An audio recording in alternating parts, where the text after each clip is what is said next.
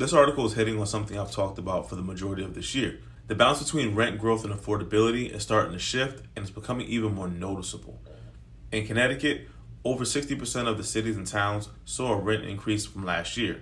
At minimum was around 5%, on average it was closer to 8%. Now this is where the market becomes a little more nuanced. As rents continue to increase, the affordability becomes more of the pressure point.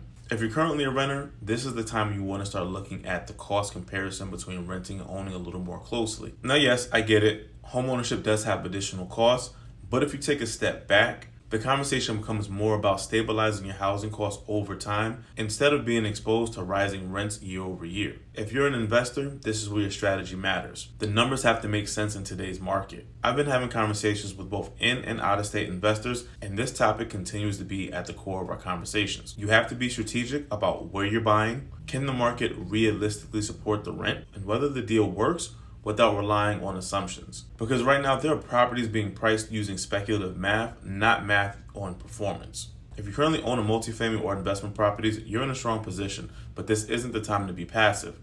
This is the time to evaluate, should you start making capital improvements to increase your value and rent potential? Should you start paying down debt to increase and improve your cash flow? Or should you look at cashing out, either through refinancing or selling one of the properties, using vehicles as the refinance or 1031 exchange to get you into a stronger asset with better cash flows? Rising rents can be a positive indicator, but they do also expose the affordability crisis or challenges that we are facing. And how you choose to respond to that, whether you're a renter or looking to buy, or an investor, or even a current owner, is where the real opportunity lies. So I'm curious to know how you're looking at it. How will the rising rents and the affordability impacting your housing decisions?